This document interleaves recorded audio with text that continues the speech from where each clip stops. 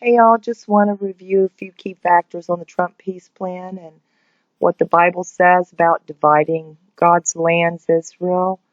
Um, we just found some things interesting. I know a lot of people is saying, one thing and another, so let's just check it out here.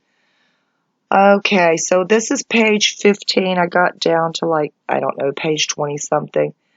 And it talks about there's a conceptual map that's attached, and it says, designed to demonstrate the feasibility for a redrawing of boundaries in the spirit of the UNSCR 242 in a manner that meets security requirements state of Israel, delivers significant territorial expansion to the Palestinians, takes into account state of Israel's valid legal historical claims, avoids forced population transfers of either Arabs or Jews, enhanced mobility.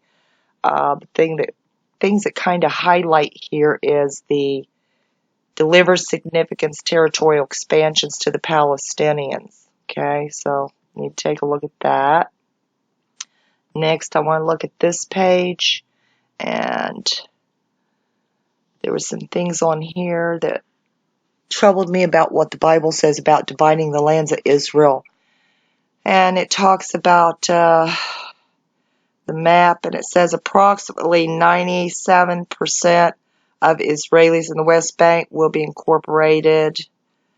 97% of Palestinians in the West Bank will be incorporated. And it talks about land swaps will provide the state of Palestine with the land reasonably comparable. Now look at this, the state of Palestine with lands reasonably comparable in size to the territory of the pre-1967 West Bank Gaza. So if anybody thinks that they're not planning on dividing up the lands with this, it will. The Palestinian population, okay, you can go and read this for yourself, but there was just some highlights that really is troubling to a lot of us because we know what the Bible says about this.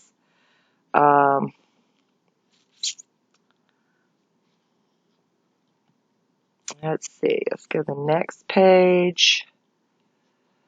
Provides a potential significant expansion of Gaza to enhance its development and success. Facilitates the integration of the state of Palestine into regional global economy. Okay, let's see. And it says here, the state of Israel and the United States do not believe the state of Israel is legally bound to provide the Palestinians with 100% of pre-1967 territory. Okay? But 100%, but they're still wanting to divide it up and give them some of it.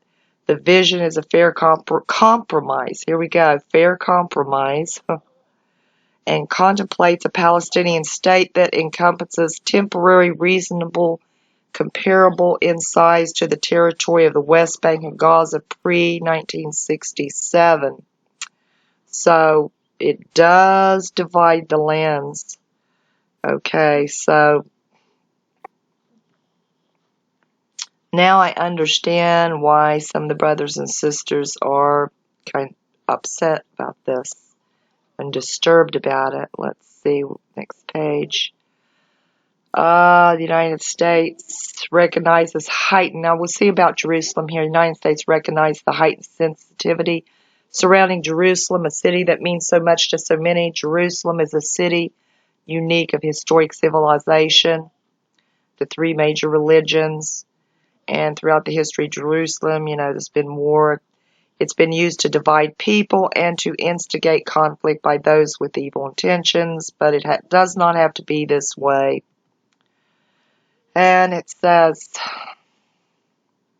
Jerusalem must remain a city that brings people of all faiths together to visit, worship, respect each other, and to appreciate the majesty of history, of glory of God's creation.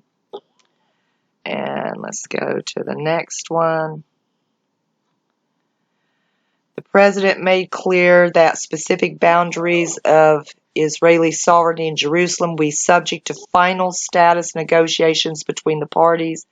We believe that returning to a divided Jerusalem, in particular having two separate security forces in one of the most sensitive areas on earth, would be a grave mistake. But while physical division of the city must be avoided, a security barrier currently exists that does not follow the municipal boundary that already separates Arab neighborhoods in Jerusalem from the rest of the neighborhoods of the city. This physical barrier should remain in place and should serve as a border between the capitals, notice that, of the two parties. Jerusalem will remain the sovereign capital state of Israel, and it should remain an undivided city. The sovereign capital of the state of Palestine should be in the section of, what's this? East Jerusalem. Okay, so I don't know how they figured they're not going to divide it when Jerusalem is Jerusalem. I mean, I know it has different sections, but that's still dividing up the lands for a capital of a Palestinian state. So I just wanted to take a look at this and see what is going on with this. Okay, so anyhow, we're going to just take a look here at what the Lord warns us in Joel 3:1 and 2.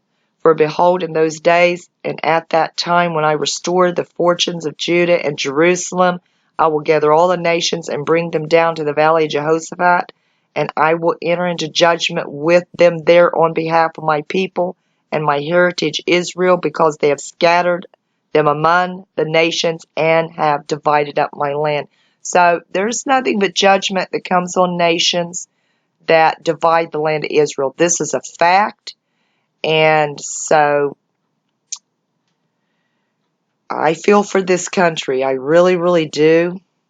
I feel really, really bad. Now, I listened to Brother J.D. Frog and what he had to say about it, and I'll leave a link below. You can go to his channel on the brief peace plan update. And he had quite a bit to say about it, and he's exactly right on that. So, anyhow, I'll leave a link below. Love everybody. God bless. We need to be praying for Israel. We need to be praying for a peace of Jerusalem as well. And we need to be praying for our president and this nation, because there's a very good chance that we could go under judgment for this. So anyhow, if it succeeds, anyhow. God bless and take care. Bye-bye.